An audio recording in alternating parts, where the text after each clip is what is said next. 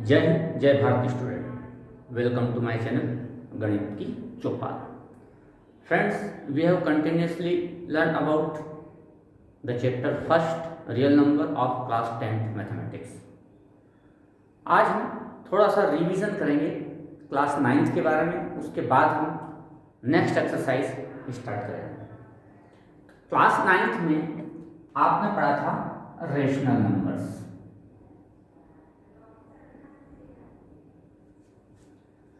और rational numbers को आपने डिफाइन किया था, the numbers which can express in the form of p by q where q is not equal to 0, p and q both are integers. इस तरह से हमने इसको डिफाइन किया था। For example 1/3, 11/7, -12/13, 2, 4, -7, all of these are integers.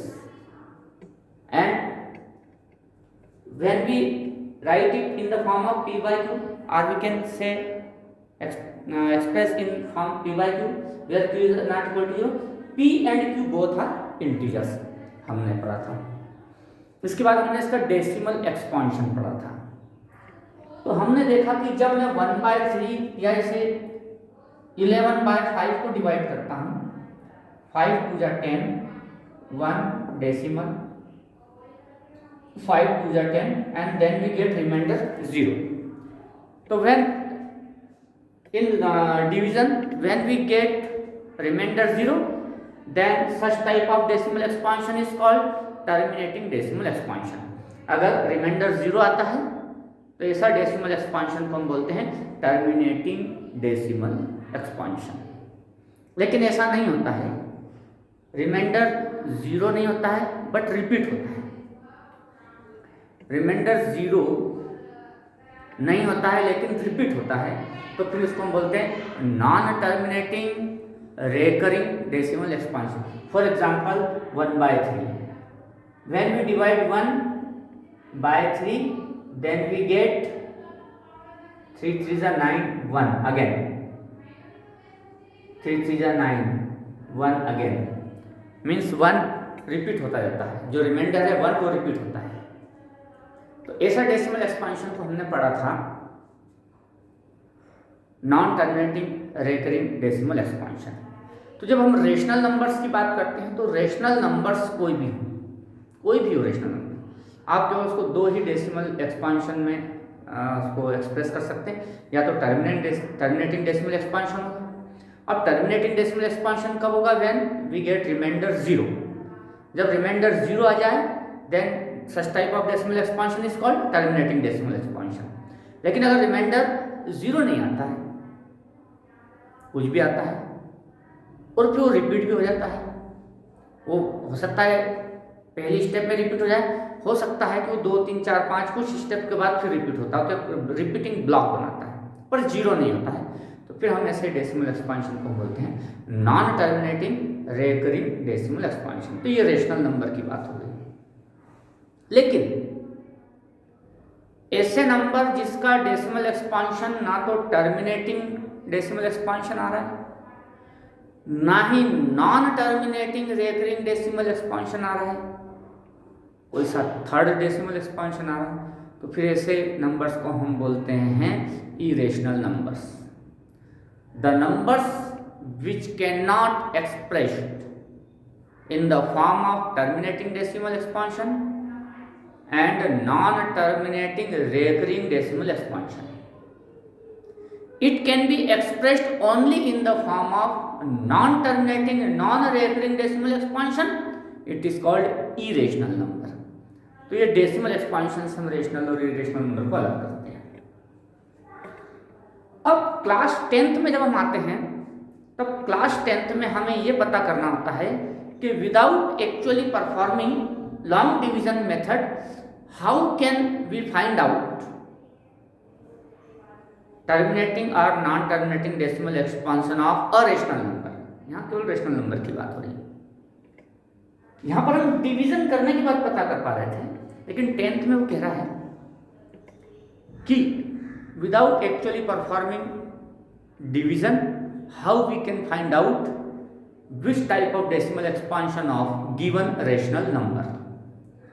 अब इसके लिए हम कुछ एग्जाम्पल्स अगर देखते हैं, फॉर एग्जाम्पल एक रेशनल नंबर लिया मैंने 375, 0.375, इट कैन राइट 375 upon 1000। अब यहां पर हम क्या करते हैं कि P एंड Q, तो P एंड Q में अगर कोई कॉमन फैक्टर है तो पहले हम उसको हटा देते हैं, अगर कोई मतलब इसको को प्राइम बना देते हैं। तो कैसे पता करेंगे हम, पहले 375 का हमने फैक्टर्स फाइंड आउट किए, 5 7 जा 35, 2 5 5 जा 25, 5 1 जा 5, 5 3 जा 15, 30, सॉरी 5 3 जा 15, मीन्स 375 को मैं लिख सकता हूं 3 into 5 raised to the power 3। Again 1000 का हमने प्राइम फैक्टराइजेशन किया,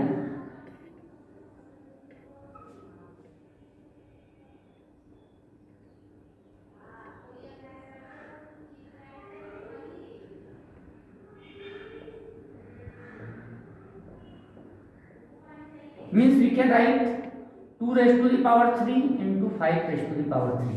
अब आप यहां पर देखेंगे 375 और 1000 में 5 raised to the power 3, 5 raised to the power 3 एक कॉमन फैक्टर है। तो हमने इस कॉमन फैक्टर को पहले रिमूव किया, पहले हमने कॉमन फैक्टर को रिमूव करना होगा, then we get 3 upon 2 raised to the power 3। ये एक टर्मिनेटिंग डेसिमल एक्सपांशन था। टर्मिनेटिंग डेसिमल एक्सपांशन में हमने देखा 2 raised to the power 3 आया। ऐसे कुछ और एग्जाम्पल्स के बिहाफ पर एक थ्योरम डेवलप की गई जो क्लास 10th में है। अब थ्योरम क्या है, वो है थ्योरम 1.5। यह थ्योरम ही आपको नेक्स्ट एक्सरसाइज को सॉल्व करने में बहुत हेल्प करेगी। अब थ्योरम 1.5 इन्हीं एग्जाम्पल्स के बिहाफ पर डेवलप की गई है। अब क्या कहती है theorem, let x be a rational number. हमने मान लिया let x be a rational number, this is a rational number whose decimal expansion terminate, जिसका डेसिमल एक्सपांशन टर्मिनेट होगा, इसका डेसिमल एक्सपांशन टर्मिनेट होगा। कब होगा, then x can be expressed in the form p by q, form p by q where p and q are co-prime, where p and q are co-prime। p and q co-prime होना compulsory है। co-prime होने का meaning क्या है कि numerator और denominator में कोई कॉमन फैक्टर्स नहीं होना चाहिए other than 1, means p and q have not any common factor other than 1। ठीक है, लेकिन अगर है तो उसको पहले रिमूव कर लें। तो मैंने भी यहाँ पर एक कॉमन फैक्टर था 5 raised to the power 3, 5 raised to the power 3, इसको रिमूव किया। p and q are coprime, तो देखो p and q अब कोप्राइम है। And the prime factorisation of q means denominator की बात कर रहा है। q is of the form 2 raised to the power n, 5 raised to the power m, where n m are non-negative integers। ये n और m non-negative integers होना चाहिए। non-negative integers होने का मतलब है 0 1 2 3 5 ये हो सकते हैं। अब आप देखें इसमें कि इसका जो प्राइम फैक्टराइजेशन है 2 raised to the power 3, 5 नहीं है तो 5 को हम 0 मान सकते हैं क्योंकि non-negative इंटीजर्स। तो ये टर्मिनेट होगा। अब इसका मीनिंग ये होगा कि without actually performing long division how we can find out terminating decimal expansion. तो आपको जो रेशनल नंबर दिया जाता है पहले उसके न्यूमरेटर और डिनोमिनेटर को आप को प्राइम में बदल दीजिए। इसके बाद आप q को देखिए, q मीन्स डिनोमिनेटर को देखिए। डिनोमिनेटर के फैक्टराइजेशन केवल 2 and 5, 2 raised to the power n and 5 raised to the power m के फॉर्म में होना चाहिए, इसके अलावा कुछ नहीं होना चाहिए। अगर ऐसा है तो वो टर्मिनेटिंग डेसिमल एक्सपांशन होगा। बहुत सिंपल वर्ड में कहूँ तो आप P and Q means rational number को पहले सिंपलेस्ट फॉर्म में अगर सिंप्लीफाई और सिंप्लीफाई कर दीजिए, उसके बाद उसका जो डिनोमिनेटर है उसके प्राइम फैक्टराइजेशन कीजिए। डिनोमिनेटर के फैक्टराइजेशन केवल ओनली 2 में हो या ओनली 5 में हो या 2 एंड 5 बोथ ओनली, या तो केवल प्राइम फैक्टराइजेशन 2 के हो, ये रहा केवल 2 के, या केवल 5 के फॉर्म में हो, या 2 एंड 5 दोनों मिलकर के भी हो, तो वो टर्मिनेटिंग डेसिमल एक्सपांशन होगा। अदरवाइज वो फिर non terminating recurring decimal expansion होगा। इसलिए आप थ्योरम 1.5 को बहुत अच्छे से पढ़िए। अब हम हमारी एक्सरसाइज को सॉल्व करते हैं, इसके बिहाफ पर तो आप इजीली समझ पाएंगे। हमने जो थ्योरम 1.5 पढ़ी उसी के बिहाफ पर हम एक्सरसाइज 1.4 को सॉल्व करने जा रहे हैं। एक्सरसाइज 1.4 का जो फर्स्ट क्वेश्चन है उसमें पूछा गया है without actually performing long division method. अब बिना लॉन्ग डिवीजन मेथड का यूज किए आपको बताना है कि इसका डेसिमल टर्मिनेटिंग है या नॉन टर्मिनेटिंग रेकरिंग है। Exercise 1.4 question number first. तो आपको डिवाइड नहीं करना है, उसके बिना बताना है कि ये टर्मिनेटिंग है या नॉन टर्मिनेटिंग रेकरिंग डेसिमल है। तो आपको क्या करना है, सबसे पहले न्यूमरेटर का प्राइम फैक्टराइजेशन के, तो इसके न्यूमरेटर के प्राइम फैक्टराइजेशन तो 13 ही है। डिनोमिनेटर 3125, इसका हमने प्राइम फैक्टर्स किए तो 5 1 2 3 4 5 जो आया है वो 5 टाइम्स आया है। अब जो Q है मीन्स डिनोमिनेटर है वो 2 raise to the power n 5 raise to the power n के फॉर्म में अगर है तो टर्मिनेटिंग डेसिमल, तो यहाँ पर 5 तो है और 2 को ले सकते हैं 0, क्योंकि n और m नॉन नेगेटिव नंबर में 0 भी हो सकता है।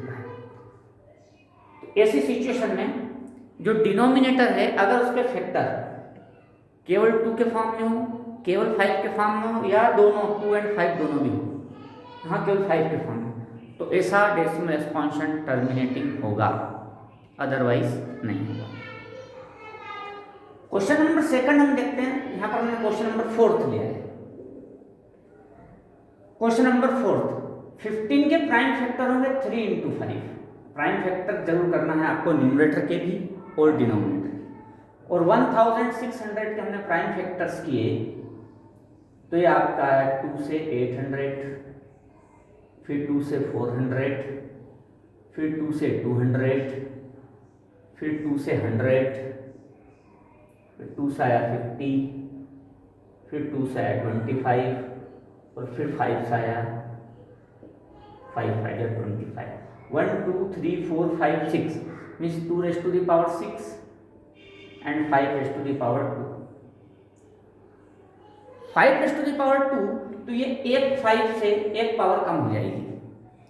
तो आपको पहले P एंड Q में जो कॉमन फैक्टर्स है दोनों में उसको रिमूव करना है ताकि को प्राइम हो जाए।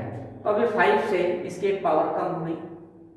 अब आप डिनोमिनेटर देखेंगे तो 2 raise to the power m और 5 raise to the power n के फॉर्म में है, इसलिए ये ये ओनली टर्मिनेटिंग डेसिमल एक्सपांशन होगा।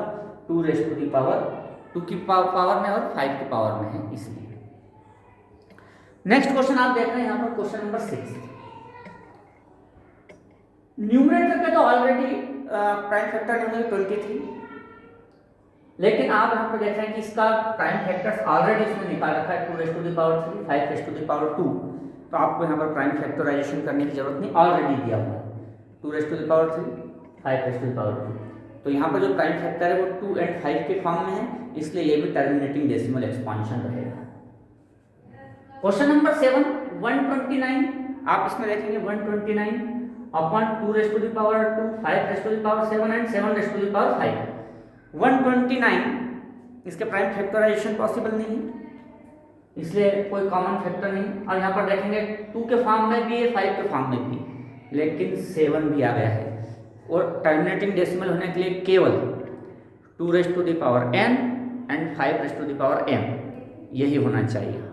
और अगर कुछ और हो तो फिर वो होता है non terminating recurring decimal expansion. ये आपको कुछ क्वेश्चन सॉल्व करवा दिए, इसके भी पर आप बाकी क्वेश्चन सॉल्व कीजिए।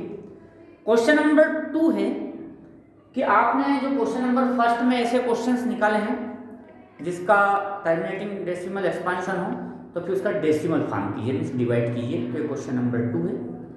इसी का क्वेश्चन नंबर 3 भी आप सॉल्व कर लेंगे। कुछ क्वेश्चन दिए हैं डेसिमल एक्सपांशन में और पूछा है कि किस टाइप का डेसिमल एक्सपांशन है, तो आप देख करके कर सकते हैं, ऐसी कोई खास चीज़ नहीं है।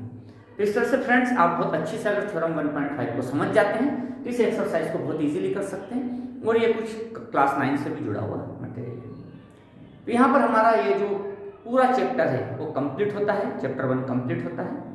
नया चैप्टर हम सेकंड चैप्टर स्टार्ट करेंगे हमारे नेक्स्ट वीडियो के साथ। तब तक के लिए जय हिंद, जय भारत।